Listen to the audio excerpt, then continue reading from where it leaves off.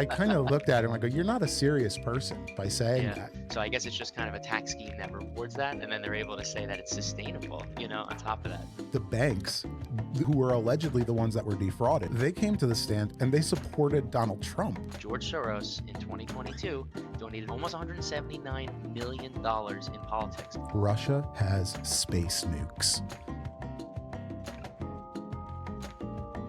Last week, we had such an outpouring of support, and everyone loved what we were doing with the left versus right series that, well, I brought back Recycle Mike here for another episode, and we're going to go toe-to-toe yet again, and to be honest, probably find common ground again. That's the goal. That's our main goal, yep. Exactly. So over the course of this week, I know that you and I have both been collecting notes, taking down some stuff that we wanted to talk about, and we did it in a way where I'm taking my notes and you're taking your notes. So some of the stuff that you're going to share, some of the stuff that I'm going to share might be for the first time you're seeing it. But for two news junkies like us, maybe it will be another fruitful conversation like we had last time. So without further ado, what I am going to suggest we start with is talking about Taylor Swift. The Kansas City Chiefs won the Super Bowl over the weekend, and we witnessed Travis Kelce and Taylor Swift, making out on the MVP stage there. And one of the things that comes to mind, or that I saw throughout the week, was specifically on Twitter, videos of Taylor Swift dancing on stage, making herself look good and singing, I thought. And the caption is always, "What do you see?" Like there's some sort of conspiracy mystery surrounding her. So first, I'd like to ask you, in your circles, in your media diet, have you seen the Taylor Swift, dare I call it, conspiracies, or the Taylor Swift sort of, people hinting that, wait a minute, is she a plant? Is this a psyop? Have you seen this? I've seen as much as 20% of Americans now potentially believe in this, which is really disheartening. At the next secret Democratic New World Order meeting, we're going to have to discuss a way to keep this better under wraps next time. Right. But no, it's kind of interesting. It's just it relies on a lot of contingencies of things being true and a lot of people keeping their mouths shut, or these things, for this to be one of the grandest psyop campaigns of all time. I'd like to think that the author of Shake It Off is a little bit too busy doing her own thing to be part of some sort of grand psyop campaign. I think it's kind of funny. Yeah, I think that's fair. Babylon Bee summed it up really well. They said the Kansas City Chiefs have turned into a dynasty level team, best in the league, in order to overthrow the 2024 election, because they knew that international pop star Taylor Swift would fall in love with Kelce. I mean, it's too many pieces to fall into place. Right, exactly. When I was talking about those posts, I think most of them are trying to hint that Taylor Swift is like a Satanist. I mean, guys, it's gone too far. I'm supposed to be arguing for the right here, but I'm not going to subscribe to the fact that No, it's an interesting transition, right? Because she used to be like a darling of the alt-right, if you will, before she took her explicit stance on Joe Biden years ago. And my wife being a big Swiftie, so I've been pretty much tangent to a lot of the media that she produces. But the Taylor Swift documentary from some time ago, she talks about that decision, and because she was being labeled as someone who potentially might have been of right of center leaning, just because if you look at her background, right? She started in like kind of country, like kind of rural areas and stuff like that, right? But she made it very firm, a message that she was, left of center and more inclusive style politics. So that's now she's interesting. the enemy. I had never heard that she might have been thought of that way at the beginning, but you're right. She was the country bumpkin, so it kind of see how that could play. Right. I mean, very interesting. I also wanted to point out, people always call her like Soros embedded or something, and they use a clip of her where she explains that Scooter Braun and the Soros Foundation bought out all of her music, but people may not realize, if they're anti-Taylor Swift, and my wife is a big Swiftie as well, she bought her music back from right. Soros, or not even that. She said, fine, buy my music, and then she recorded her own version. So that's why they have Taylor's version. So she screwed over George Soros right to his face. Yep. Not only that, but Scooter Braun, right? So, and it's actually sent a message to the industry. granted, Taylor Swift is a kind of a unique situation, but it's inspired a lot of artists to start writing their own music and producing it themselves. You know, if you have enough of a fan following, right? I mean, we're in the age of like digital media content creation, where the traditional linear production, model of going through a distributor and an agent, right? It may not be, exactly what Gen Z is following when they purchase and make their music and stuff like that. So people like Right. Scooter Braun are definitely concerned. The industry is definitely concerned. They've taken notice of it. Yeah, it's a good point. And actually, it's the same exact thing happening in the media sphere, right? People are not Right. watching the TV or reading the newspaper and magazines as much, Yep. at Big least in big our brands are. generation. That's right. Yeah, so you need more organic marketing, as you're saying. Yeah. So, with that said, though, one interesting point to the credit of those people that kind of accuse these folks of being in cahoots is I did see something this week about Travis Kelce is now going to be the executive producer on a movie. And Oh, it okay. so turns out that the money that I guess is being funded is part of a grant from a new, I was about to say Obama, but from a new Biden grant. So I don't know all the details. I don't want to be the guy spreading false information, but it does sound like Kelsey is moving into a more public, dare I say, media franchise world. And perhaps what we're going to see is something that is similar to what like Obama put out, right? Where we're kind of getting foreshadowed this Sure, sure, this sure. entry to World War III, which might Yeah, be a yeah. little bit weird, but I don't know. Did you see that one? I did, yeah. So he's getting into the media production thing, and it's kind of interesting because he's working with a company that you highlighted to me earlier this week, Radiant Media Studios. So they're Hmm. actually getting sustainable credits under that media production company. It's kind of interesting. Yeah, Um, ESG scores. Good, good, good. Sure, No, sure. Actually, if you could, I have my tab. If you want to share that with the local audience that here. So actually, this is from the Radiant Media Studios website, right? So this is kind of a breakdown on the kind of credit system. This is completely brand new to me, and this is we'll nice. just quickly kind of walk through this because I don't want to burden our viewers with too many numbers and information. But I definitely encourage them to go check this out here. It's kind of interesting. But to be eligible for this tax credit, right? So these production companies have to meet certain criteria that are definitely depending on which state that you're operating in. But it's certain things like hiring local crew and talent, using local distributors for food and things like that. And then they have to apply for this during production or before or during production and not after, right? Hmm. So it has to be heavily documented. So apparently this is a nationwide, scheme that they have here, right? So there's only Florida and a handful of the central states that really aren't participating in this, but really blue and red states Hmm. are heavily participating in this. And then just kind of go over a bunch of numbers here. They range anywhere between like 25 to I've seen as high as like 40% for tax credits on expenditures, right? Turn them Wow, into a little bit of a for-profit, outlet for sustainability. yeah, interesting. I mean, I know that Georgia has always been, you see "Made in Georgia" at the end of a lot of shows and whatever it may be, and I've never really understood why. I guess this is kind of part of what that is. But to me, looking at that chart and looking at the way that they get paid back, I mean, would you So you would look at me crazy if I said, okay, Biden is behind profiting or proliferating the messaging here from Travis Kelce and Taylor Swift. I don't think that any reasonable person could say that.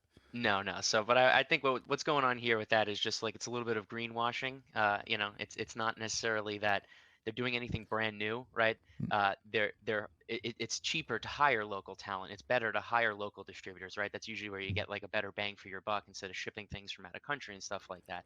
So I guess it's just kind of a tax scheme that rewards that, and then they're able to say that it's sustainable, on top of that, and garnish a little bit more PR with it, because Yeah, yeah. remember, Well, Radiant Media is they're accepting investment dollars, right, for their project, so it's a good way to yeah. do it. One of my favorite parts about Vivek Ramaswamy when he was a contender, and he was definitely who I was supporting, was that he always bucked the ESG score. He went specifically against it with his fund Strive, where he would literally invest in um, the companies that bucked the system and decided we're not going to follow or adhere to this. I can't speak to how they did. I honestly don't know the result of their fund Yeah, that'd be an management, interesting but follow-up. Yeah, I'd actually yeah, like to yeah, look into that. I wasn't right, familiar with right. that It's either a policy. good thing or a bad thing. So we'll come with that data next week, I think. But Yeah, he's yeah, out we'll of the put a pin race. in I was that. sad about it. And then we were actually talking about it right before in the green room, and Trump was just fined over $350 million Yes, that was a by very New heavy-handed York. settlement. He's prevented now for the next 3 years from doing real estate business in the state of New York. Both of his sons were Hmm. implicated in this. Yep. Um, in my opinion, from what I've seen on this case, and I did read some of the documents and listen to some of the testimonies, but what stands out to me is that the linchpin on this case, in my opinion, was that they said that Mar-a-Lago was overvalued, and Trump and his team were trying to say that it was over $1 billion, where Letitia James and Judge Erdogan, I'm definitely botching his name, were saying that it was only valued at 18 million. Right. Yeah, yeah, I, yeah. I mean, there's such a disconnect there that there's no way that, and maybe this is where we find the common ground. I don't think you could look at those two numbers and say, so, this is fine. They just have different opinions. We're in a different stratosphere. There's Sure. something that is not jiving with that. And then to be, there were other examples. He listed, I think it was a duplex as a triplex in Trump Tower. Hmm. He overestimated the size of some of his square footage of some of his places. But the other point that I was going to bring up was that the banks who were allegedly the ones that were defrauded because they were Yeah, the yeah, ones yeah. responsible for these lines of credit. Well, they came to the stand and they supported Donald Trump. And they Oh, said, yeah, wow. he paid back every dollar. I mean, I don't even believe they came up with these valuations. It did come out that some of the valuations were come up by Trump, brought out of thin air, so Uh-huh. we'll say that. But again, the bank is the one that's responsible for their due diligence. I mean, I just went through the home buying Yeah, but process. they're too big to fail, Cooper. You know that. But if a bank is going to give somebody money, right? Uh-huh. And I get it. If a bank Yeah. is going to fail and the government needs to step in, I mean, sure, we could do some forensic accounting. Hindsight's 2020. But I also think that if they're going to give a large sum of money to somebody, they're responsible for doing their due diligence. That's what Sure. their business is. Sure, So sure. it's very strange that the banks had come to support Trump. Just common sense would say, wait a minute, there's some sort of disconnect here. They're just we're not on the same set of facts. And then to come to a judgment like this, it's very wild. And hey, maybe it's warranted. But I liked what Mr. Wonderful said, and I'm going to pass the mic back to you in a second because I'm talking too long. But Mr. Wonderful from Shark Tank, he basically went on the news in the last few weeks and said, if you are a builder in New York City now, you're not going to build anymore because you're going to Sure. be afraid and shocked Yep. of what's going on here. Every person that builds buildings is doing this. Yeah. So it's making an example of a guy that those courts and the media hates, and that's fine. That's their prerogative. I don't owe any money. I don't really care at the end of the day. But I do think it's setting a dangerous precedent. And listen, it's something we don't know about. So I just wanted to share that. This is that world of here's one claim that's being made. How do we verify it? Well, actually, we don't. And then here's the other claim being made. We Sure. can't verify it either. Yeah. Well, So one happens to be the court of law, unfortunately, and has a very, very overwhelming, leverage in that, discussion there. I think you're onto something there, right? I mean, it just seems like the classic case of, discretionary enforcement of justice. To which I would say, unfortunately, that's what happens when you make so many enemies. I just yeah, wish Mr. Trump would. Really the biggest thing that bothers me about just not Donald Trump is just really any leaders I look for is the hallmark is emotional intelligence, is someone who could keep their cool under pressure. And unfortunately, when you insult everybody along the way, and eventually you're going to make too many enemies, and this might be the consequences of it, where they'll yeah. overstretch the law to be able to enforce it. But listen, that's going to cascade through the construction and evaluations of the industry. So we'll see how that pans out in the future. We both, I grew up in Connecticut. I know you're from New York, but seeing the skyline change, just something as simple as that over the last 15 years, Sure. it's interesting to think that, wow, that actually could stall out because of a case like this. Yeah. Will we still see the $2 billion buildings that are going up? And actually, here's a little tidbit for you. The nation of Qatar owns 25% of the Empire State Building. Wow. So next time you're in New York City and you look up and you go, wow, a beacon of America. Well, Yeah. the Middle East owns 25% of that. So just That's be crazy. aware of that. Yeah. No, I definitely want to touch into some, foreign interests in our politics, or just at least, external corruption in the next subjects we get to. For sure, for sure. Well, speaking of influence in politics, I know that you had something that you've been looking into and want to share. So let me toss it to you and tell us what you want to talk about. Absolutely, yeah. So I do want to jump into what was Citizens United. It was a Supreme Court decision in 2010, and in my opinion, and not that means much, but more so the many scholars who've kind of looked into this and the research, and just as you and I will walk through just the numbers in a few moments, how it's radically changed the way fundraising and politics are done in the U.S. Yeah. So like I said, just as a context, the law, I'm sorry, the decision was made in 2010. So So just to provide more context, just really quickly, is when I heard Citizens United, I was like, I think I know what this means. It was about funding in elections and supporting candidates. But when I looked more into it, that ruling that you mentioned in 2010, what it really did was establish the framework to create PACs and super PACs, political action committees, and the huge amount of dollars that go into it from corporations and very wealthy individuals, it effectively becomes a way, and correct me if I'm wrong, to bypass the individual contribution limits. Whereas if I support Donald Trump's campaign, I can give up to $6,000 or whatever it is personally. And on the grand scheme of things, when we're spending hundreds of millions of dollars, that's peanuts. So this became a way where figures like George Soros or I'm trying to think of the equivalent on the right, Elon don't Musk, worry, don't maybe. worry. I've Yeah. got don't give Okay, away the good. bank yet. That's my surprise later. Okay, good. So these folks can contribute hundreds of millions of dollars, arguably, and that's what we've seen happen. So, all right, back to you. Sure, sure. So yeah, so I just wanted to give a little context around that law, but you jumped into it and you got a pretty good handle on it, right? So prior to this, campaign finance laws dictated about how much someone could donate, and there was limitations across the board. But since that decision, it was in favor of what was kind of like a First Amendment right and a reinforcement of corporate personhood. So it's to recognize that businesses and corporations are treated the same way as persons under the law. So they were able to then, like you said, increase donations, dramatically to campaigns in no way like they could before. And then with the creation of super PACs, it allowed unlimited funding essentially because they didn't, as long as it wasn't directed at a campaign, like towards a candidate's own finances, and then if the super PAC was not coordinating directly with that candidate, essentially unlimited money could be used towards their fundraising efforts. So, Um, like an example might be the recent commercial that ran during the Super Bowl for RFK Jr. That was not funded by his Precisely, campaign. That was funded by precisely. someone else, and supposedly behind the scenes, they didn't touch base and talk about the messaging. That commercial just showed up on on the TV, and RFK Jr. said, "Oh wow, pretty cool." How so this is the problem with most laws and the left and the right investigations over the last 20 years is they usually hinge on intent, and that's so hard Mm, to document someone's intent, like what's going on exactly in their mind.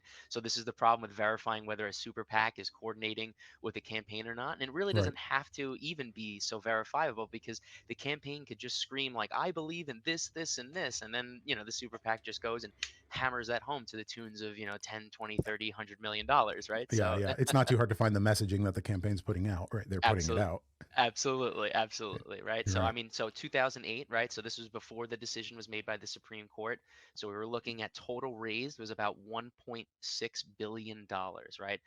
In 2022, because of the last figures that we have, it's an alarming 3 point almost $75 billion that have been, put into politics. And just the way the trends and all the statistics work out is it's almost always overwhelmingly either 80 to 95% of the time the candidate who spends the most. It doesn't matter any other variable or measure. It just comes down to who's spending the most in their campaign.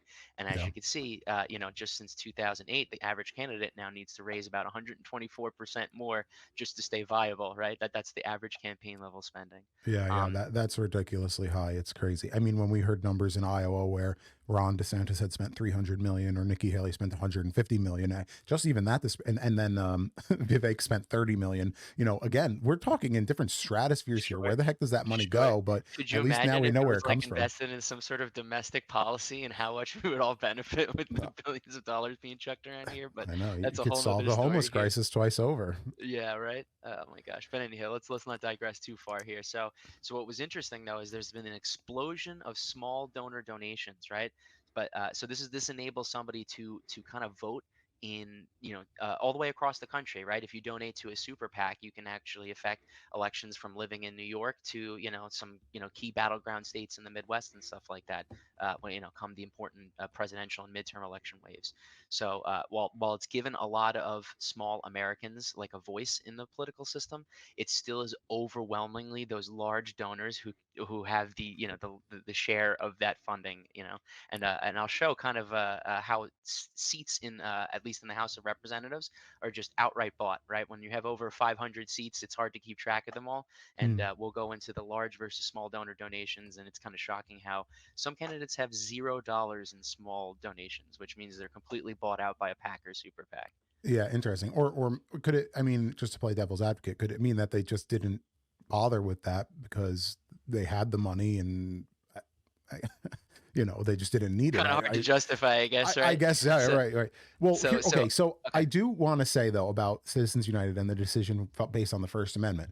So, as the government, how can the government say that I can't take my money and put up billboards or TV commercials, right? That I do agree with that sentence there that says the government can't stop me. If I'm a corporation, if I'm a very wealthy individual, sure, maybe I'll have undue influence or I can I think manipulate. that's the key there. I think is undue influence, right? So what happens is before this decision, we had campaign finance laws, and it's kind of like a common sense decision. So I think this is a tough where if we look like very strictly on the letter, yes, if we just had unlimited free speech, the First Mm, Amendment, exercised, yeah, we should just be able to let corporations, if they are considered persons or have corporate state personhood. I personally think, as we'll show in the slides here, it just gives undue influence to what we think is democratizing the voice in an election cycle, but it's really, really only contributing to just fewer and fewer large donors just having a heavy-handed influence in our elections. And this is someone who will acknowledge it's a big problem on the left, is just as much as the right, is just seats are outright bought, and those elections I don't think really represent our democracy too much. So. yeah, and then I'm curious also to see what the down ballot races would be, right? Like an attorney general. Do these have the same restrictions, first of all, that a presidential campaign may have? And they likely have some, but I bet you'd find even more so what you're kind of describing here. So, yeah, it's crazy. Look, so based on what you're saying here, 2022, we've got 72% of political donations are from large corporate donors, basically. Yep, that's correct. Yeah, so as you Yeah. can see, so even though the numbers come down by 7%, 17%, I'm sorry, since prior to the decision, it's still an overwhelming $2.7 billion being pushed into our politics, and sometimes it only takes $50,000 to win an election, so in a Hmm. small seat, and that could really be critical to whether legislation passes or not, so it's a good way to either stall or get particular, foreign interests involved. Yeah, and it is so granular in the level of how important just one seat is. You look at George Santos. I don't support the guy. He was a big liar and a fraud, and okay, I don't think he should be in politics. But at that same token, a lot of the people on the right are saying, "Hey, you know what? Maybe he was a fraud, but actually he was kind of a nice guy, and he was pretty loyal to the Republican base, and actually he had very conservative values in many ways. So maybe we should have kept him because now, last night, Tom Yep. Suozzi won, and Yeah. now we've got Yeah. another Democrat. So we've taken, I think it was only three more Republicans to now Sure. only a two-person lead. So if you wanted to maybe say hold up funding for Ukraine in the House, well, you're going to have to identify the Right. Right. two Republicans that are going to vote with the Democrats, and it's likely that there's many more than that. So this dwindling majority is very, very scary for people on the right. Right. So real quick, this is just kind of the trends visualized. So, as you can see, it's almost becoming exponential, and we'll see in the next election. But it was around the 2016 election that it really, really takes off here. I can only imagine what it's going to look like in this, election here. I mean, Yeah. every trend says that, we're blowing past, previous election records and stuff like that. So, um, Well, we have to safeguard our democracy, Mike. You know that's. well, absolutely. So that's why I'm going to evoke the boogeyman of the right now. I want to show you how overwhelming a single person can have Wow. influence in politics. George Soros in 2022 donated almost 179 million dollars in politics, and these are contributions that we can directly tie to George Soros.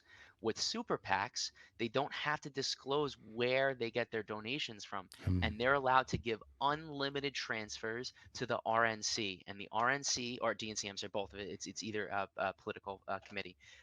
The state government or national political committee can then give unlimited transfers to an individual candidate. So again, in this specific scenario, we know that George Soros gave almost $180 million to Democratic campaigns. He could have given just as much through super PACs that could just give to the DNC, that could just give to any number of campaigns Right. to finish what they need to do. This is what we know about, and that is still more than the two leading right of center political contributions in Yeah. 2022. Yep. So just to give you an idea how overwhelming a single person is, and again, this is what we know about, and the decision in 2010 obfuscates our ability and the transparency of where donations come from, right? Yeah. Yeah. Very interesting. And I'm grateful you did my job for me here, to show that George Soros is far and away the top, more so than the next two and behind him. It's also interesting. Is that Uline? Is that the shipping supply company, you think? Yes, that's correct. No, Yeah. Yep. yeah. Oh, interesting. I wouldn't have guessed that, but probably good old Southern boys or something. Sure. So Uh, so this is the highlight. How seats can be bought, right? So there's some big names right here who are actually, these are people who do a really good job of getting, small campaign donations, right? But these are the celebrities of the certain parties, right? So yeah. they're able to get a very large percentage of their campaign donations to come from small donors. Don't hold me to this exact number, but I want to say it's like 25 or $50 is that hallmark. So again, big names like Sanders, Taylor Greene, Ocasio-Cortez, Gates, Jordan, Schiff, right? But then there are some, and we'll go to the last page really here to highlight So, this. so give me 1 second though. So Gates Sure, is sure. up there. So I've always touted Gates specifically because he says that he doesn't take any big donor money or any corporate PAC money. What does that say? 62%? Yeah, so 62.24% comes from small donors. So about two-thirds of his campaign comes from there, and he is the, fourth most candidate to do so. Yeah. Wow. And then Marjorie Taylor Greene. So actually, this is, as much as everybody on the left hates her, Yeah, or vice versa for some of the others here on the other side, yeah, no. AOC, but you have to give these people props. And I Yeah. always say that we get the leaders that we deserve. These are the people that we picked. So this is why we have the problems that we have sometimes. But anyhow, I don't want to. Yeah. Yeah. All right. Go to the back of the list. I'm But almost scared to see it. Sure, sure. But to the credit of all these people, they do indeed raise, small dollar donations, but there's some that are just outright bought. I haven't been able to figure out how you can have negative small dollar donations. It must be money that was disqualified because it wasn't able to be identified properly. If I had to guess, right? This is because with small dollar donations is they have to be highly transparent. So I'd have to guess that they had to throw away $13,000, 13,240 Yeah. directly. The campaign law says they have to spend it immediately. So it's probably just like covered some payroll and stuff right on the ground. And then Jody Heese, I don't know the person, so I'm probably butchering that name. Yeah. $1,600 had to get thrown away from small dollar donors. But then these ones have 0% of their of their campaigns coming from Yeah. small dollar donors. Democrat, Republican, Democrat, Democrat, Democrat, Republican. And now you look at the totals raised: $1.2 million, 364, $365,000, Yeah. $169,000, $1.7 million, 1.7. These were bought elections. These were bought Yeah. elections, or at least just Yeah. by large interests. They don't represent the people in that district at all. It's just the corporation or large lobbying group that's in that area. And what's unfortunate is that this goes on for pages and pages. These people, get maybe 20%, before the numbers start picking up again. It's a good chunk of the House of Representatives is just Wow. bought every year. Yeah, you're giving me a stomach ache just looking at these numbers. Wow. I don't even know how to respond to that. I mean, so when Nikki Haley was, well, I guess she's still running. um, everyone he says about Nikki Haley is that she's bought and paid for, and that she's endorsed by the Koch brothers, foundations or whatever it is, and that has a seat on the military industrial complex, manufacturing companies. And I'm wondering if do we live in real world like House of Cards where they're literally shaking hands on I will do X, Y, and Z. Give me my check, $1.2 million. I mean, I'm very curious. I would almost think it's not that overt because of what we said earlier before. It would take one person to have loose lips, and then all of a sudden this is all blown up. I remember Carrie Lake recently hot mic'd one of the Republican committee chairperson in Arizona, and he basically said, we're going to pay you a big amount to go away for Yeah. 2 years. Yeah. And she goes, what, 10 million, 20 million? You're going to, I don't want it, Yeah. Yeah. Yeah. and it, like, wow, her head went to 10 million, 20 million. They'd be having these conversations already. That's Sure. a Sure. very big Sure. number. Yeah. Yeah. Um, Yeah. and then she said no, of course, but it was framed in a way that this is terrible. This is so corrupt. What on earth? This guy's going to get, killed basically. Yeah. Yeah. Yeah. Um, but I think it's showing that, oh my God, it's not only Kerry Lake, it's not only Arizona, it's virtually every single So, politician. so this is just the point I want to hammer home. Opensecrets.org, excellent website. This is where I pulled up a lot of this research from. So it's really important to get these like external like billion-dollar interests out of our politics. It Yeah. just it's easy to now see how you can pay the candidate 10-20 million dollars to go away because there's hundreds of millions of dollars flowing into the DNC and RNC for them to be able to do things like that. Right. You actually save $80 million by going up against her and then having the other rival fundraising going on. Yeah. So, right, I mean, this is the unfortunate thing is the RNC and DNC, they're businesses, right? They have shareholders, and unfortunately, that's what we call our voters. They're shareholders, and you have a fiduciary duty to get that dollar spent as best as it can, and you're going to do it in the best way possible. That means it's going to be an incumbent candidate, and you're going to blow the next one out of the water, and you're going to do it in the most aggressive, negative way possible. It doesn't matter if you have to lie, because a lie can travel halfway around the world before the truth gets its pants on in the morning. I just heard that one today. I don't know who to attribute that quote to, but that's just the way Well, it works. I mean, it's true. You just look at any MSNBC article and you scroll to the Sure. bottom, and they've got 3 edits down there. Well, we Yeah, had to yeah, yeah, change the title. It was a little yeah. misleading, No, it's important but to get the news out first, shoot first, questions later, kind of a yeah, situation. exactly. It does happen too much. Well, that's what happens all the time in Florida too, when they say stuff like Florida passed the "Don't Right. Say Gay" bill, and Yeah. Florida's kind of sitting there like, "What are you talking about? It doesn't say that at all." You could go into a third grade classroom right now and say, "How are you? Are you gay? Do Gay, you have two gay, gay gay. fathers?" And you Sure, can sure. say that. You can say that. Yeah, yeah, It's a yeah. lie to label it that. It's a Listen, misnomer. editorialization, just as much as the political national committees, right? It's the media is the same way as their business, and they have to get viewers to lock into the screen. I like to talk about the how the motivations have shifted from broadcasting to a nice wide audience and trying to gain viewership, and now you're narrowcasting, and you want to Yeah. narrowcast with kind of angry stuff that just gets people fired up, and but turn on each and every day, right? It's the YouTube and those trends. If it's not doom and gloom, nobody's gonna shoot into your video. Yeah. Well, actually, even when you talk about the corporate media, is they're the ones that are traditionally doing this, and we're saying, oh, they're clickbait, clickbait, clickbait. But then you go on Twitter, and everyone's talking about the proliferation of independent journalism, and even I've called myself that at times by building a following and writing about, whatever I write about politics. But my point in saying this is that even the independent journalists, it's just the foundation of how everything is set up in the country. And that when I post something like last week, I posted this video, left Yeah. versus right, but it's not really. We're having a discussion. We're finding common ground. We're not Yep. fighting each other. So it's a forced marketing tactic, and you can't get Absolutely. away from it.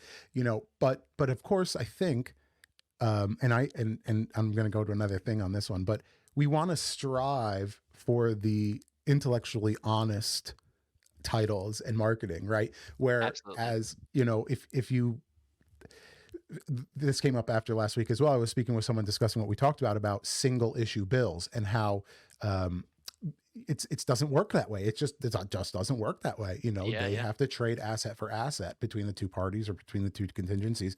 And but why? Okay, that's the way it's been. We shouldn't have it that way. Yeah, yeah. That was the It, deal when Kevin McCarthy came in. yeah. Single issue bills only, and we haven't seen anything but it. It's been So the wild. most important thing, and again, the whole point of this Citizens United is obviously I'm left of center, but I want each and every person to vote because the average voter participation is usually in like the mid 30%, and they only usually vote in the presidential elections, and the most important ones are really the midterm elections. And this is where I showed out in the numbers here is that there's some elections, and it goes on for probably a good 50, 60 seats before really like the balance starts coming into where small dollar donations are significant. These seats are outright bought. That's maybe 15-20% of the Congress that are just incumbents that sit there that don't have any risk. They don't have any skin in the game. They don't have to worry about losing their job. They Yeah. know that as long as they do exactly what the donors who gave them the $100,000 or $1.7 million, they're just going to get reelected next. I think it's 6 years for the representatives. So it's really a shame. So if you want politics to change, if you don't like the way it works now, it really does start with like electing educated, intellectually honest politicians every 2 years. Participate. Hmm. And I'd like to speak out against things like the Citizens United decision. So really select candidates who do get small dollar donations at the least. Yeah, it is important, I guess just discussing it and speaking out about it and raising awareness about it, because people don't realize that, it's a lot of money to us, 300,000, 400,000, 1.3 million, but actually for very wealthy people, that's not a lot Pocket of money. change. That's That interest daily. I know. I mean, and so if you could control a seat on the House or 10 seats on the House, that's Yeah. extremely powerful, the most powerful country in the world, Yeah. allegedly. So this reminds me of what I wanted to bring up next, which is yesterday, the news cycle went a little bit wild in that around 11:45 a.m. or noon, we were made aware of a national security threat that, oh my gosh, there's a threat. The president has to declassify everything. I'm the head Yep. of the House Intelligence Committee, Mike Turner. Then, about an hour later, we had National Security Director, or whatever his name is, Jake Sullivan, I think, come up on stage. Yep. And he goes, I'm kind of surprised. I've been talking to the Gang of Eight, the leaders of all the Senate and the House and the intelligence Yep. communities. And he goes, I've been talking to them. I'm aware of this. And I don't know why they broke this. So, of course, the media goes into a frenzy. By Hmm. 12:30, we're made aware it's Russia. Russia Yep. is the threat, but we don't know what. And then 1 o'clock comes by and some news outlets trickles out. It has to do with space. This is Russia in space. Yep. And then finally by 3 p.m., Russia has space nukes. So we were made aware of all of this one by one. And what I want to bring up is, okay, we were voting on a border bill that had 20 billion for a border, 80 billion for Ukraine, and 15 billion for Israel. Well, What a distraction, huh? the House refused to hear it. And guess what part they took away? The 20 billion for the border. So we've got 95 billion getting passed right now. The Senate Yep. already voted for it on Ukraine, essentially. Yeah. Yeah. Meanwhile, we're putting out this propaganda from Mike Turner, one of the biggest war hawks and Ukraine supporters on the Republican Party. And there's no other way to look at this. And then all of a sudden it comes out, you know what? This isn't an immediate threat. It's not immediate. There's definitely a threat, but it's not an immediate threat. But it was certainly immediate at 11:45 when they were Yeah. trying to spin up the Absolutely. population that Yeah. there's some problem. So Sure. it was crazy to see that those two occurrences happening in tandem. You can't not tie it together. It is the reason that he put that statement out, is to get the funding secured. It's So that's an interesting motivation too, right? So there's the legislation. They just look at it as we can get a Ukraine and Israel funding bill because that's a left and right kind of almost bipartisan issue. yeah, And now I heard a different motivation because I hear it has more to do with the renewal of the FISA and Patriot Act framework actually. yeah, So Mike Turner has the renewal of those particular like programs that let them spy on Americans. That the yes, CIA is not supposed to be able to do this. They're allegedly trying to collect external communications, but there's just to the order I think of like hundreds of thousands of Americans to date have been accidentally collected on, and it's yeah, just the margin of error is way too off for us to justify its constitutionality. But I think personally, what a better way to get people on the sidewalk is like, this is a Russian threat. That's why we have to get these Patriot Act measures renewed, because we got to stop Russia. If we don't do that, Russians could do stuff. That's the yeah, way I looked at it, or heard it from Breaking Points actually yeah. earlier. Okay, yeah, I heard her talking about that as well. So you're talking about FISA 702. So really, it's meant to spy on foreign individuals and wiretapping and reading their communications. But if an American citizen happens to be talking to a foreign individual, let's say, I don't know, Tucker Carlson and his producers are texting with Vladimir Putin. Well, Yep. if they're monitoring those communications, Right. then they're also sweeping up Tucker Carlson's communications. Yeah. And the issue is there's no warrant process. Right. It bypasses that only by an assumption that something could be wrong or not Some even. unseen panel of judges decided by the government. The government polices itself and decides what are constitutional warrantless searches or not. But that's well, okay, fair enough. I thought you were going to say the judges go and make a decision. They don't even have to. The FBI agent could stand up out of his desk, go walk over to the data repository and pull all of the information on just an American citizen. It doesn't even have to be swept up. And the FBI director, Chris Wray, put out a statement. Actually, he's been putting these statements out for the last month or two saying the biggest national security threat is not allowing us to continue doing this. Right, right, And right. they've put out their own brochures. I actually tweeted about it a couple weeks ago, so I am glad we're talking about it. But they have their own brochures. It's essentially government propaganda, like you'd see stapled to a freaking Stalin poster. It Yeah. says, "Can this enable them to spy on American citizens?" It says, "Technically, they could come up, but it's very rare, and it's not what we're looking for." Like, oh, you really gave me a lot of confidence there. That's Right, really right. nice. Thanks for directly They answering the would they question. would have gotten away with it wasn't for those damn civil liberties and constitutional protections. I know, man, that Fourth Amendment is so annoying, isn't it? Right, right. So it's interesting. Yeah, I'm glad that people are kind of becoming aware of the fact that they're just bypassing these systems. Now, listen, is it good? Do we want protection from foreign interference and foreign threats? Yeah, absolutely. We need the good guys that are really smart hackers and spies to go do that, of course.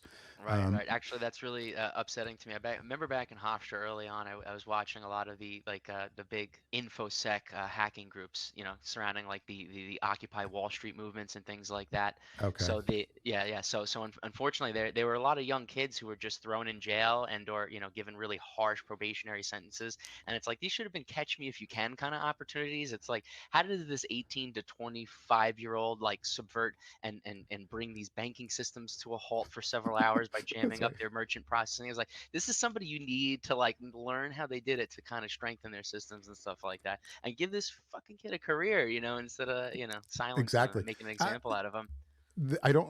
I'm gonna mess it up. I think it was the Treasury of the United States. Their Twitter account was hacked Well, recently. I mean, it was many accounts across like the last 20 years that just really highlight the vulnerabilities in our systems. It's pretty insane. No, but more recently, even within the last couple weeks, and they put out a statement too. It was his Twitter account, and it came out with something about a rate hike happening or not happening, and essentially it fluxed the market really big time, Oh and man. as of course it would. And the Treasury put out a statement that this was not us. We did not make this statement. Our Twitter account, they said that Twitter got hacked. Yeah, yeah, yeah. Meanwhile, Twitter released that no, the Treasury Department of the United States wasn't using two-factor authentication. So somebody fell for a phishing scam and Typical. gave the kid the password, Yeah, I mean, yeah, that's exactly it. We go through all these information security policies, training, all these different chain of custody procedures and stuff like that. And majority of these phishing and hacking scandals always wind up when someone just clicking a suspicious link, finding a USB like on the floor in their office. They did as like a probe, and it was like a shocking number of employees just like stuck this random USB they found into like their computers and in like a Wow. allegedly top secret facility, and it's really the common sense is just shocking I'm lack guilty. I of it. would probably plug it into my computer Yeah, too if right. I It's saw just that. like intrusive thoughts. You can't let them win when you're in data security and whatnot, Department of That's true. Defense.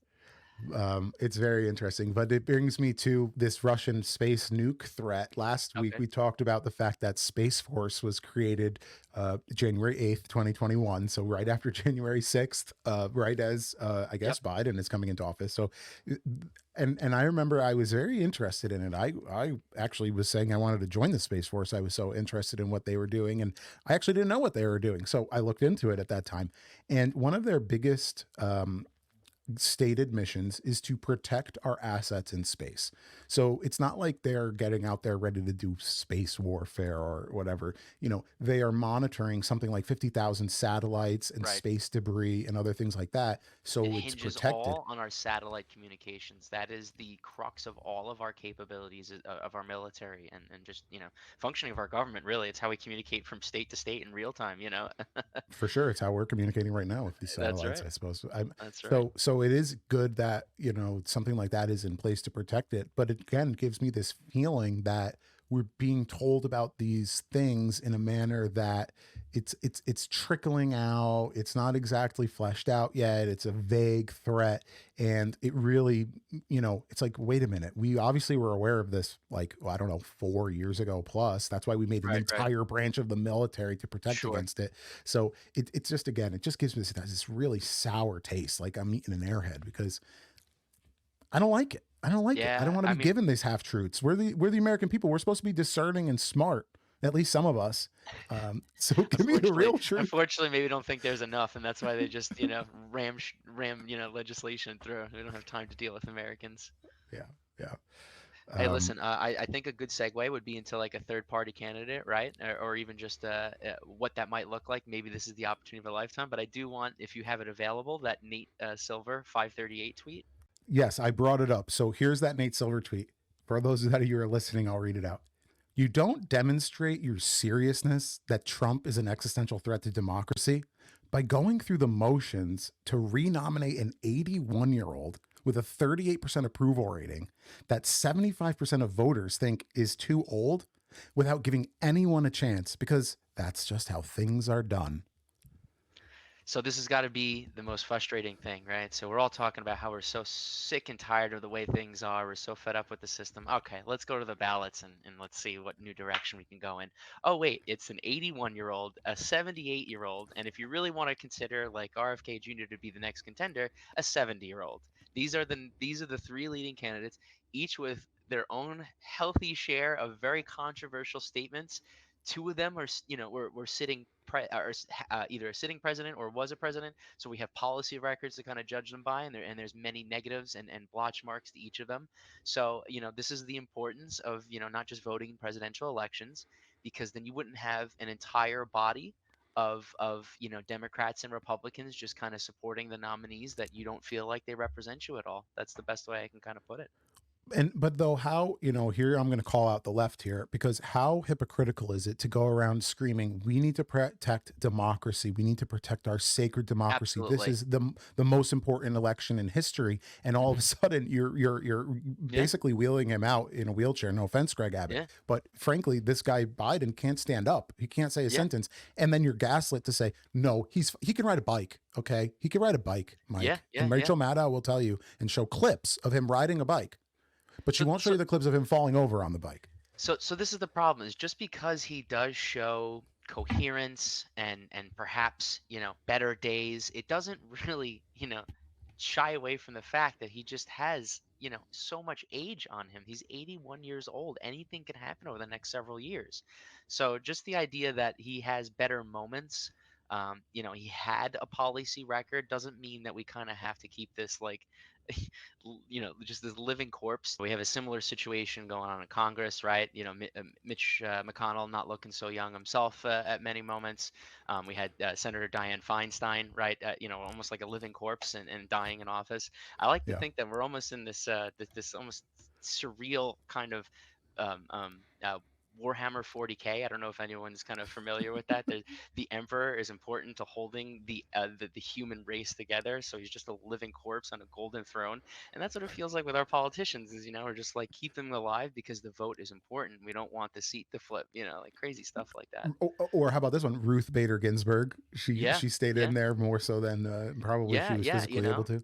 Yeah, so like it's an analysis of that was why some of the meetings between her and Mr. Obama during his presidency, right? They were talking about the potential of maybe you should retire during my term just so we can ensure, a secession of a liberal Supreme Court Yeah. justice. Yeah. Well, when Matt Gaetz, we talked about him before, but he was the holdout on the election of the speaker, and he listed a couple different things that he demanded essentially when he was nominating or willing to agree to Kevin McCarthy. And he basically said term limits, single issue bills, Hmm. balancing budgets, um, no tax underpay and abortions. He made it very simple. These are the things that we want. If you're going to give it to us, give it to us. If not, you're not going to be sitting here. And Right. that's ultimately why he was booted, because he didn't release the J6 footage like he said. He put omnibus bills forward. He just broke his word. So what was funny though is we put this whole hullabaloo together. It took 3 days to get this guy elected. It literally went to blows Yeah. on the Yeah. floor. Yeah. Yeah. And then we put Speaker Micah Johnson in, and there's no deals. And we're Yep. voting on, I guess he's refusing to vote on the House on these big package bills. But it's like we go through this whole show and dance to get this deal worked out. Everybody loves it. It worked out really great. And then the deal goes away. And then we go on business like usual, and we're trading asset classes again between Yep. parties. Yep. And it's very scary. So I think we talked That's about why. it last week. I mean, 80 billion more for Ukraine. By my count, it brings us over 200 billion. It's Yeah. it's too freaking much. I was joking with my friend today, and it's like, it's not that I don't think some of these, causes are worthwhile, and funding isn't necessary, but it's just always amazing how we always seem to find funding. We always find the money, hundreds, $200 billion for these countries, but then we have all these domestic issues that we can't find funding for, these projects that would really help Americans, et cetera, et cetera. Well, let's talk about the debt. Isn't it in the trillions? Isn't it? I find it funny that Republicans stopped counting after like something like 23 trillion, and then No, after that's not Trump was true. That's okay. not true. Thomas Massey, he is a tinkerer. I could tell because he invented a little debt clock that he wears it on his Okay. lapel every day, and it's an LED screen that he Oh 3D my God. printed the casing, and he actually sells them. I think on his website. I might buy one to put it back behind me here, Sure, but sure. he was just on Timcast last night again, showing that Yeah. he gave him one, and yeah, I think I mean I'm probably wrong here. 32 trillion. Does that sound No, it's about it's right? it's it's definitely north of 30. I remember when I last looked because I just stopped counting. It's just You, paper, you right? It can't. just doesn't mean anything anymore. But also right, you mentioned where does it come from? I've always heard that we borrow money from China. Does that have any relevance? Do you think, or So the any way it's truth to it? so the way our fiat currency kind of works is whenever we print bills, instead of backing them with a hard asset, it's usually like it's debt held by another country. So there is a good sizable portion of our reserve debt that is held by China, but it is pretty well diversified. It's not like China alone would be able to cause a run on our system. I mean, and it would be to no interest of them, right? Because that impact would hurt American consumers, who are one of their largest, clients of all of their products from their manufacturing sector. So it is kind of Right, a right. one, biting the hand that feeds situation. They would. But Eh, eh, however, that doesn't mean that we aren't open to some exposure, correct? Yeah. So as we continue to print this money, it devaluates the currency, and that's why that's some of the reasons why we're experiencing the wild inflation that we have now. Yeah. Well, it's interesting when we talk about China and we talked about Russia a lot last week. When you compare the two, they don't compare. I mean, it's like China is like Trump's valuation of Mar-a-Lago, and Russia is like Letitia James' valuation of Sure, Mar-a-Lago. it's pennies, yeah. Yeah, and so it's interesting that we see them both as, dare I say, adversarial. I don't know that people necessarily see China that way, although I personally do. And it's interesting that we have to find a way to work with China. We have to find a way to continue relations and make things Yep.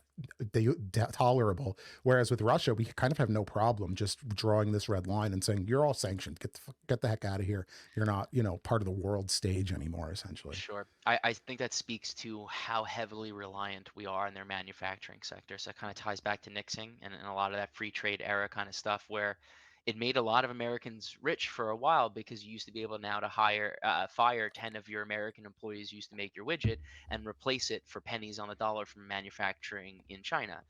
Yeah. That put workers out, but it made business owners very wealthy because goods got very, very cheap and higher margins on them to be able to sell in the US. But that has, a cost over time, right? We're externalizing that cost to labor force. So that's why we continue to see wage stagnation and things like that, where inflation is going to hurt them the most. One of the people that I always listen to says how unethical a lot of these practices are. Where in China, the Apple factory at Foxconn has literal nets to catch suicide Yeah. jumpers because they're treated so poorly. They work 18-hour shifts, Yep. or all these EVs and our cell phones as well have the cobalt that needs to be mined in Central Africa, and there's mudslides that kill thousands of people, and the people are digging in bare feet, and there's no safety concerns, there's no food, no breaks. It's child slave labor in a lot of Yeah. cases, straight up. And we're championing, hey, you got to get your EV in the next 5 years before it's too late, and we're going to give you money to do it. Yep. Meanwhile, don't worry about where this is all coming from. Yeah. It's fine. In fact, someone I always listen to on podcasts, he's the boogeyman for the left. So Joe Rogan, he always says, if there was a phone ethically made in the United States and it cost as much as $6,000 or $10,000, he believes, and I actually think so too, there would probably be a market for it. One, it would become a status symbol because of the Mhm. price point, but two, because the ethically minded people would probably say, wow, they really did their steps. I get why that price is so high, because of all the things that they can show me that they did to ensure humanity in their process. So I'm in the electronics recycling recycling Oh, sector, okay. Recycle Mike. and recycle, Mike, and we're very, much in tangent with the cell phone industry, part of the mobile industry. And unfortunately, there have been several companies who have tried exactly that, to make a highly repairable phone made with, sustainably sourced materials and bought through fair trade practices, and they don't take off. People ultimately vote for their dollars, vote with their Yeah. dollars at the end of the day. And I mean that there is some argument to, I might have been actually Vivek who spoke about it, but obviously he's referencing some research, is that uh, uh, affluent people in the developed world are more likely to choose sustainable options of whether it be food products, clothing, and goods in that nature. So it behooves us to try to decrease that wealth disparity in some way, because the more money that they have, then they can make those choices to purchase the free range eggs versus, the conventional wholesale eggs, right, that are made in a confined battery cage operation. When people do have choices, they can make more sustainable choices, right? I have the means to be able to buy a free range organic egg, so I choose to do so. But if I was looking to save money, eggs is probably one of the first places you could do it. You can go from $6 a dozen down to like $1 a dozen if you buy them wholesale, Yeah. Yeah. and through conventional versus like an organic free range, etc. But then that seems to me like it would do the opposite, because all of a sudden the wealthy people that have the affluence to choose more sustainable options, all of a sudden they don't have it and they scale Well, back. that's the research that Vivek Okay, is so is citing. it's against a progressive tax rate. Correct, correct. Yeah. I wouldn't. I'd say it's a little bit more complex than just simply giving the wealthy people, i.e., George Soros, the ability to then further influence Yeah. elections. Right? I don't think that guy needs any tax breaks. But Well, we'll give him the choice of which eggs he wants, whether I they're so organic or so I not. think maybe I think Vivek wants to kind of build up the top, and I want to bring the bottom up. Maybe that's just where we kind of see that different, because I think he's Yeah, touching yeah. on an No, important I think I trend, would just agree with you attacking on it that. from the wrong angle. Yeah, yeah, and I see what you're saying. I mean, his position was he wanted to abolish the IRS and get rid of, Yeah. by that token, This thing, income tax, I our guess. U.S. But military kind of relies on tax revenue collection, so I'm not sure how that would work without, I an I, IRS. But I looked into it when this first came up, and what they wanted was to put a flat tax on properties and like consumables. mhm. So it would basically be something like a 30% tax on properties and consumables. And it was very strange because it seemed to me that it would just prevent poor people from ever buying properties, because all of a sudden it's this massive tax, and the rich Yeah, people would yeah, go, ah, it's more expensive, but what the hell, I got to have a house and r- food. Um, absolutely, yeah, so it was a very strange. I mean, I don't think it would ever happen, and that's why it's another example. Like, oh great, we just impeached Alejandro Mayorkas. Okay, yeah, he's yeah, gonna be in exactly, his seat yeah. tomorrow. What the hell are we Right. No, doing? I know. They kind of know it's never going to get past the Senate, right? But it's political theatrics, Yeah. we did share some notes earlier. So there is some various legislation, and what my life is like been living under DeSantis, the left of Mm, center guy, I'll just say that a lot of it is either hysterical media to make sure you get eyeballs either on a web page or to purchase some, newspaper or something like that. But I think it's just this general trend of politicians using their office and his salary to go run a presidential campaign. And I would argue, obviously, not successfully. So he spent a lot of my Florida tax dollars to no avail. A lot of the legislation, right, like the "Don't Say Gay" bill, a lot of I think is motivated because they're these nice little social victory records that he can put on yeah, when he was running for president. yeah, Has it improved the lives of Floridians? Absolutely not. But it feels good to people who think that the social issues are the most important. For me, yeah. I think that a lot of social issues, and obviously when I was more of a young firebrand liberal, I think there needed to be legislation for everything. And I've kind of moved to the point where I just want to win the culture war in the living room, right? You and I having kind of a discussion and getting through ideas rather than legislation like of morality, right? Yeah. Because ultimately I'd be a hypocrite because I have taken stances of that before. So I wouldn't want to support such a trend. Yeah. So when we talk about DeSantis and his legislation in Florida, I read an article that we had discussed, and it was about how illegal immigrants are now asked about their immigration status when they show up to a hospital, and the outlet was arguing that because of this, now the illegal immigrants they've spoken to are foregoing healthcare, or they're nervous to show up to a hospital for this reason. And as I'm reading this, I'm thinking to myself, hey, wait a minute. If you're an illegal immigrant and you came through a port of entry and you claimed asylum and you have papers and you're released to the interior and you have this follow-up court date, Why wouldn't you go to the hospital and just say, here it is, I'm here legally? It doesn't make sense to me. It's only this subsect of people that couldn't claim asylum, that came over under the freaking razor wire on the Rio Grande, that then got bussed or got coyoted over to Florida. Those Yep. are the ones that are scared. And frankly, that's a good thing, because it stops this flow that's coming. It needs to be that way. So I agree with you in a lot of cases. The parental rights and education bill. Listen, if I was a parent in Florida, I'm a parent in Connecticut, so I don't get much say, frankly. But if I was a parent in Florida, I'd probably be pretty happy about it, because it makes me feel like, hey, my kid is going to be, Right, right. I don't want to use the wrong word, but only exposed to things that are appropriate for their age at the second and third grade, Right, right, right. and to blow it out of proportion is a little bit scary, and that happens with virtually everything. So, I don't, I was talking to someone, actually. He was an older guy, and he said, we were talking about politics, and I was explaining that I was on the right, and he was saying, "What, are you kidding? How could you be behind somebody like Death Santis?" And I kind of looked at him. I go, "You're not a serious person by saying Yeah, that." He had one of the best records on getting the yeah, vaccinations to the elderly folks, as opposed to look at something like New York that was just the total opposite, sequester them in the nursing homes. I think he had one of the lower death rates. He never shut down the beaches like Trump claims. Very strange thing. Allowed people outside at all times. The restaurants were never closed. My parents were down there. I don't know if you were yeah. down there yet, but No, it not was, yet, but yeah, I can yeah, it attest was, to that for sure. It was a different. I was in Queens, actually near Ground Zero, where the hospital was going on, and I can attest to you that, I mean, Florida was a whole different situation. I had moved into Coral Gables shortly thereafter, and I had spoken to a lot of people who had stayed through it. So there was a lot of stores and restaurants that did have to close, and they did lose business. But on the whole, I think the environment is much more conducive when you have like three seasons that are essentially summer and spring year round. yeah, New York was really different. A lot of stuff was indoors, and they had a lot more challenges. But I will say that that's true. there were many successes that if you're a Republican, you're going to look at DeSantis and you're going to be very happy with. And ultimately, isn't that what our system is designed for? For an elected leader to appease his constituents? Isn't that why they're put in office to begin with? I will happily discuss the merits of each of those, items on his record. However, I will just say that for Republicans, I really thought he had the best shot at the primary. He had an excellent record. Again, I disagree with what that record is, but he had an excellent record.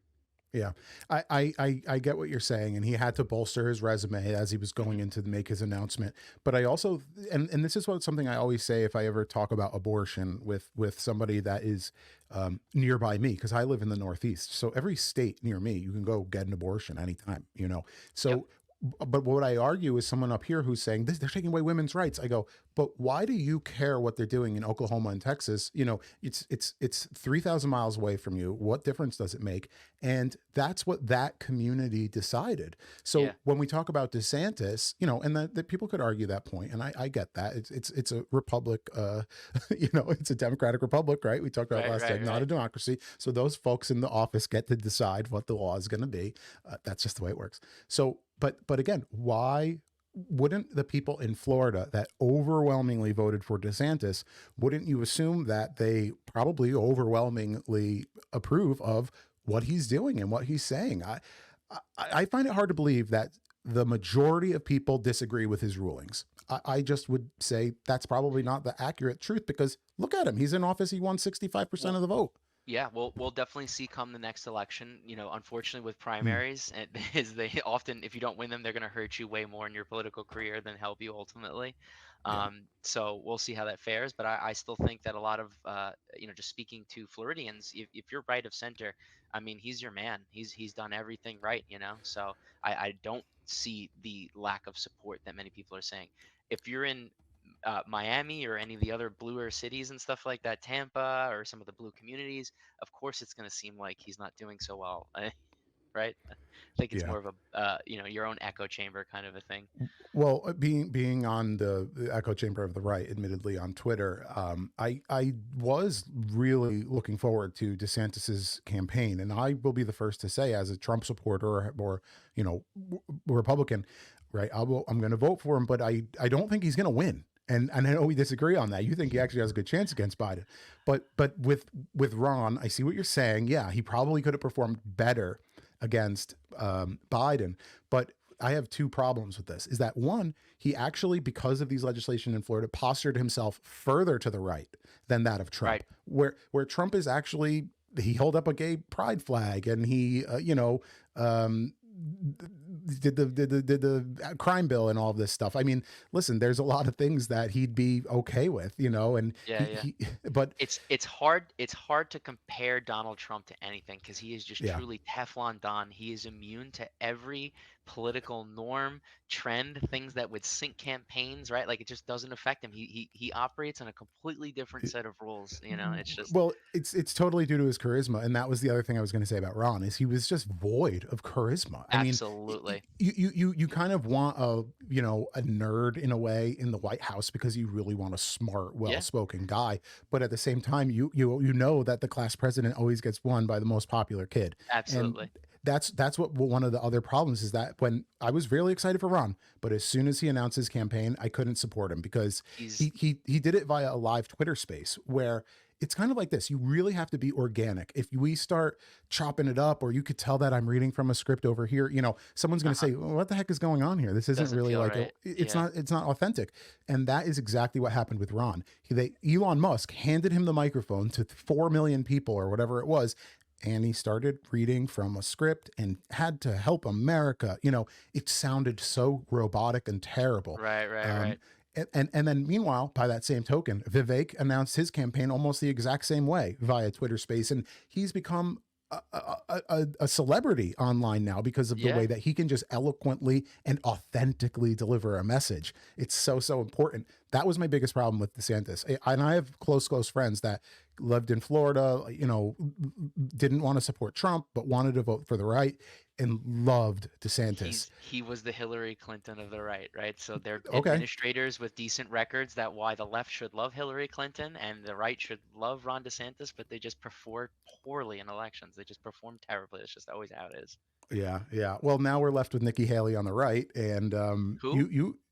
yeah, I Yeah. don't know. I've never heard of her. No, And yeah, no, exactly. I think most Americans only knew that she was, the ambassador under the Trump administration. So I'm not sure, how that's going to fare for her going forward, how she could try to differentiate herself, having served the administration for so long.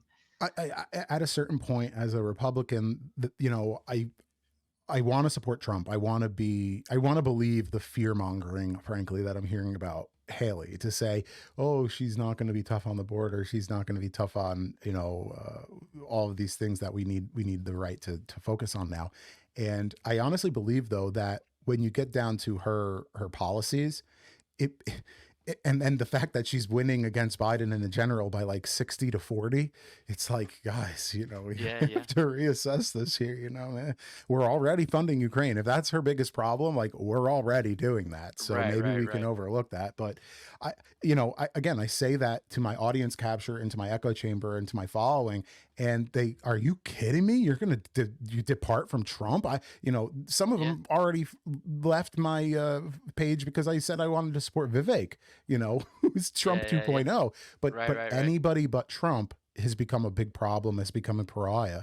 And it's Trump's year, 2024, but it's not data driven, it's emotional. And Yeah. it's weird because the Republicans can't afford to lose again. I really believe that it, if it's another president besides Joe Biden in 24, then you've got 8 years with that person. And Right, that center that's moved slightly to the left, right, right, right. basically you've got AOC on the far left, and you've got the neo-Nazi organization on the far right. It's not really fair for those that kind No. of considered themselves on the right. There are It's like, there what are the there are hell? so many of us Americans that are just much closer to the middle, and again, it just Yeah, keeps tying back into the Citizens United thing, and it kind of ties into a larger trend of where we have these algorithms that reinforce our own worst behaviors. These algorithms are designed on our behavior, and our yeah, behavior makes them stronger, and they just make our worst behaviors worse. So now we have Citizens United United to where we have a democracy that looks nothing like the people and their beliefs and stuff like that. To win a primary, especially the Republican one, you have to do and say things that will ensure your loss in a general election, right? You have to keep pushing yourself to the right. And then similarly on the left, right? I mean, there's just some things that Biden has clearly never been comfortable saying or aligning himself with, even though being somewhat of, ascribing himself to be an 80s, 70s progressive during the civil Mhm. rights era. Um, it's just interesting how we keep pulling ourselves in terms of our elected leaders further and further to these extremes. But you and I have, these conversations all the time, and we find common ground. And there's just things that we just should be focusing on instead of these social issues that distract us from the bills that we care most about. Right, with that only a very small minority of our population even care about, frankly. Correct. Yep. So there was one last thing, but I'm going to say we should open with it next week. That when we talk about Citizens United, okay, we got guys like Soros and founder of Uline Shipping Corporation donating huge dollars, millions of dollars, if not much more than that, secretly. But what we also learned was that there's foreign influence behind these Yes. donations as well, and that many of the corporations that are giving tens of millions of dollars have part ownership from foreign leadership or foreign nationals. And while they obviously wouldn't be able to influence elections, now they are. Yes. So I'd like to leave them dangling on that one if that's okay with you. But that's how, Absolutely. it was an interesting little tidbit. And I look forward to that discussion for the next episode. yeah, but hey, thank you, Mike, for coming with all the data today. I love what we talk about, and we're going to keep doing this because I hope that people are listening, and I hope that people are learning and enjoying it. And if you are, please share it. Thank you for having me on, Coop. Always a pleasure talking to you, and I look forward to next week's show. You got it, man. See you soon. Take care. Love you, brother. Bye.